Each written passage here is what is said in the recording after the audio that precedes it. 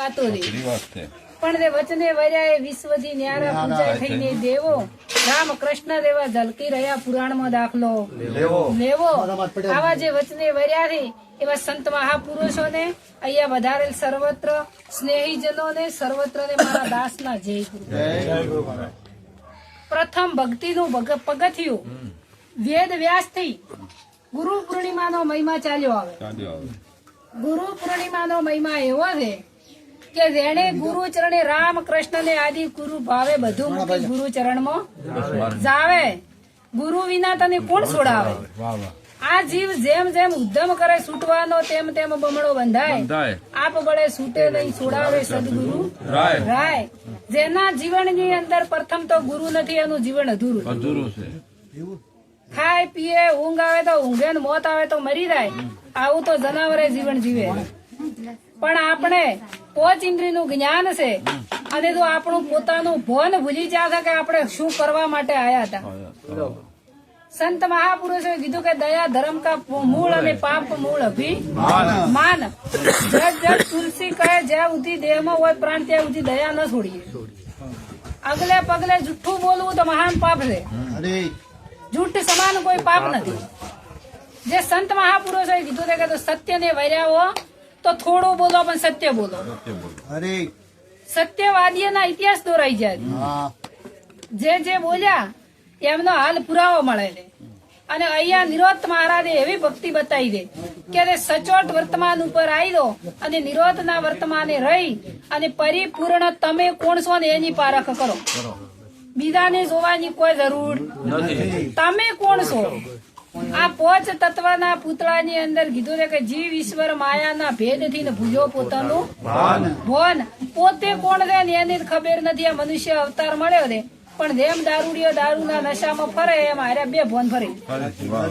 એને કોઈ ખબર જ નથી કે અમે કોણ થઈ કે શું કરવા માટે આયા, શું કરી રહ્યા છે. આ અંત સમય કીધું કે ચીઠી ફાટશે, અંતની વેળા થશે દાવાની. લોકો પોક મુકતા આવશે, કઢી ખીચડી ખાશે તને ચમચી પોણી નથી પાવાની. સવારથની દુનિયા તો હાડખર લઈને હાલતી થવાની. સવારથની દુનિયા તો ઘડીકમાં ભૂલી જવાની. એકનો એક છોકરો હોય ને મરી જાય ને તો 4 મહિને બધી ભૂલી જાય. કોઈ કોઈનું નથી. તો તમારા માટે તમે શું કર્યું? ધન દોલત ગાડી લાડી બંગલા. પ્રથમ મનુષ્ય અવતાર મળે તો પોતપોતાના કર્મના આધીન બધું મળી જોઈએ. ધન ગાડી લાડી બંગલા બધું પોતપોતાના કર્મમાં હતું મળી જોઈએ. પણ સતત આ મનુષ્ય દેહ માત્ર માગવાનું મેલતો નથી. ચમ કે કરે તો કીધું હમણાં બેની વાણીમાં કે પથ્થર પહેરી પૂજા કરીને માગે ઘણી. એક 20 રૂપિયાનો નારિયેળ સડાવે ને 1.25 લાખની મોનતા લાવે. બોલા ગોડું હોય એટલે તમે ના લે તમારું એનું પેલું ન કરે. પણ આપણે આવી અંધશ્રદ્ધાઓથી મુક્ત છા નથી. અને ગુરુનો મહિમા શું છે એ આપણે ગણ્યો નથી. જ્યાં સુધી ગુરુના ચરણમાં ન દો ત્યાં સુધી તમને તમારી પારખ ન પડે. આખા વિશ્વને ઓળખો પણ તમે કોણ છો ને એની પારખ ન પડે. અંદર આપણે આપણને ઓળખતા હોય બીજાનું ઓળખો. તમે કોણ છો એની પારખ કરો. ગીતાજીમાં કીધું કે હે અર્જુન ફક્ત ને ફક્ત મનુષ્ય બનીને તું તને જોણી કે તું કોણ છે એમ કીધું કે મનુષ્ય બનીને તું મને જોણી લીધી. શું કે આ સંત મહાપુરુષ એવું કીધું કે સતી તોરણ બોલી કે પાપ તારું પ્રકાશ જાડેજા ધર્મ તારો. એમ કીધું કે મારો ધર્મ અભાજે કે તમારો ધર્મ શું છે? મનુષ્ય માત્ર મળ્યો છે આપણે 9 મહિના સુધી માના ગર્ભવાસમાં ઊંધા મસ્તક એ કોરી નરકની ખોઈ નથી. અને એ બંધન માંથી છૂટ્યા અને ઓય આઈને બંધનમાં બેઠા. મૂળ તો બંધન નું બંધન કે બંધન. અને આ બંધન માંથી છૂટવું હોય ને તો સદગુરુ સિવાય કોઈ ના છોડાય. કોઈ કીધું કે મોટામાં મોટો ભય એનો જન્મ ને મરવું. અને સંત મહાપુરુષે કીધું કે જન્મ મરણ નો ત્રાસ છે ભારે છૂટી શકે મનુષ્ય ભૂલ્યો દવાર 84 માં આવે. ગુરુ વિના તન કોણ છોડાવે? જો આ મનુષ્ય અવતાર ભૂલી જા તો વારંવાર ફેર હાથ આવવાનો. આ અવતારમાં ભજન થઈ શકે. કોઈ ઢોરન કીધું કે તમે ભજન કરો, કોઈ કૂતરન કીધું કે તમે ભજન કરો. અને એ અંદર કોઈ નડે છે?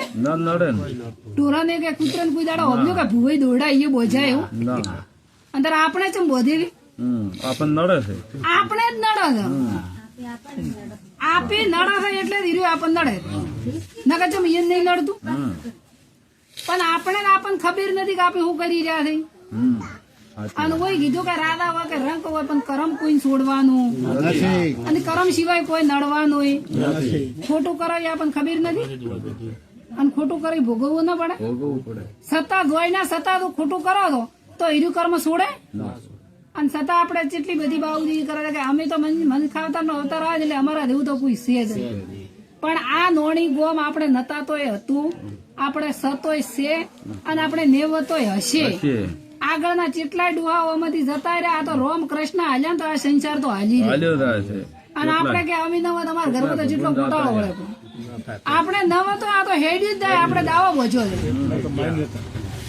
જેના છોકરા મેલી માવતર મરી રહી મોટું નથી થતા પણ આપણે જેવો દાવો દે કે અમે તો નવા તમારા ઘરમાં અમે વગર પોદડું ના આવે પણ આવા દાવા કોણ છોડાવે તારી સંતોના ચરણે દો ને તારી તમે નથી તો આ તો જીવન ચાલ્યું આવવાનું છે અને મનુષ્ય અવતાર મળ્યો છે એટલે જોણી લો અને ફરી વાર હાથ આવવાનો નથી પરમાત્મા તો એવો છે કે નિરંજન નિરાકાર ઈ આકારમાં આવે એવો ખાટે ખાટે અખાટ છે આકારે આકારે નિરાકાર પણ એ નિરાકાર છે એવી રીતના ભગવાનને ગોતવા માટે કોઈ ગંગાજી જા કોઈ કાશી જા કોઈ કેદાર જા હળીએ સડ્યા પણ ભગવાન નક્કી થતો અને ભગવાન ખોવરા એવો છે ભગવાન ખોવરા એવો નથી અને ઓયન અજ્ઞાની પણ જડા એવો નથી જડા કરી ત્યાંની લડ્યો મીરાબાઈ લડ્યો નરસિંહ મહેતા લડ્યો જલારામ ને લડ્યો જેને તેને લડ્યા એના ઇતિહાસ ગુરુચરણી જાય લડ્યો રામકૃષ્ણ ગુરુચરણી જતા તો એ નક્કી છું કે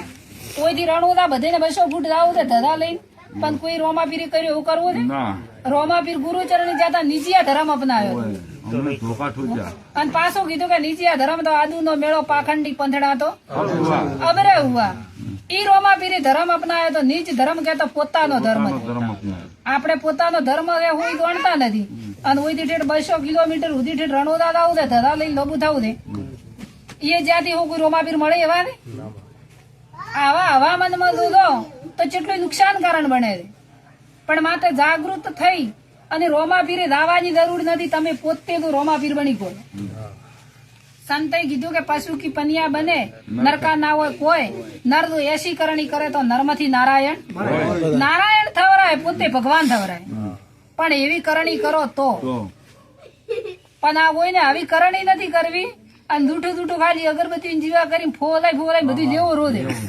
માગવું રે કે ઈ અમને ના દે કોઈ ગોડે એટલે હા પણ આપણે જાગૃત છે નથી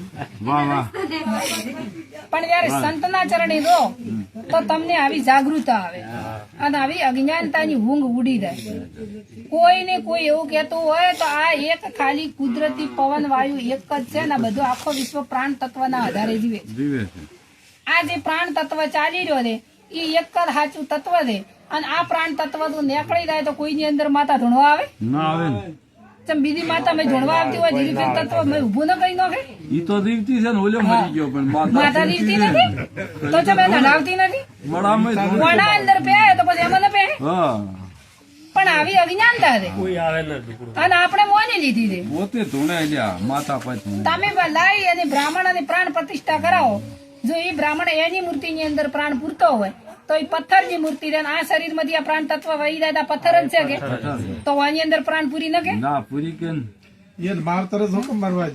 કોઈ તો હગાવાળું હોય તો કોઈ મરવા છે પણ આવી કોઈની તાકાત નથી પણ આ પાખંડ ઉભું કરી અને આ ભ્રતિઓમાં ભૂલા પાડી અને આવા જિજ્ઞાસુ જીવોને બચારાને ફસાઈ નો છે કેમ કે ઓયન તો ખબર નથી ખબર તો વધડો તો હું કરે ભીટકાય કે પણ જેની ગુરુના ચરણે જાતો આ કુટુંબને આ પરિવારને તો લાખો વાર ધન્યવાદ આલું છું કારણ કે મારા ભક્તિનો સહારો બની અને મને તરવાનું નાવ મળ્યું પ્રથમ પહેલા તો ભક્તિ મારા ધનાવાળા ભક્ત મંડળને વંદન કરું છું અને મારા માતા પિતાને કોટી વાર વંદન કરું છું કે એમને મને મનુષ્યનો અવતાર આપ્યો આ અવસર મને મળ્યો અને એ કારણથી આવા સંતોનો મને સહારો મળ્યો કીધું છે કે ભાઈ સાધુ પુરુષનો સંગ ભાઈ મને ભાગે મળ્યો ને મારા કર્મે દડ્યો એવો ઉડી લાજો મને રંગ આવા સાધુ પુરુષનો સંગ ભાઈ મને કોક ભાગ્ય મળ્યો મારા મા બાપે મને જન્મ આપ્યો હતો પણ એવા મારા ભાગ્યના લલાટ એવા સંત મહાપુરુષોનો સંગ લખાયેલો હતો એટલે આવા સંતોનો સંગ છો છે અને આ સંતોના સંગથી એવા આ નોણી ગોમમાં આવતો એવો કુટુંબ પરિવાર પણ મળ્યો છે કે મારું આ નાવડું પાર ઉતરે. બહુ સાગર કરી ભક્તિ કરવી એ કેવું ને કરવું કઠિન છે, કઠિન છે. પણ એવો પરિવાર મળ્યો છે, એવો કુટુંબ પણ મળ્યું છે કે કુટુંબે મને સાથ આલ્યો છે. સાચા. કુટુંબે મારા સાથ સહારા વગર ઓથ વગર વેલો સડતો એમ આ પરિવારેના કુટુંબે આ નોણી ગોમને એવો સાથ આલ્યો છે કે મારી ભક્તિ પરિપૂર્ણ થાય. એવા હું સંતો પાસે આશીર્વાદ માંગુ છું. આ મારું નાવડું ભવસાગરની પાર ઉતરે સદગુરુ.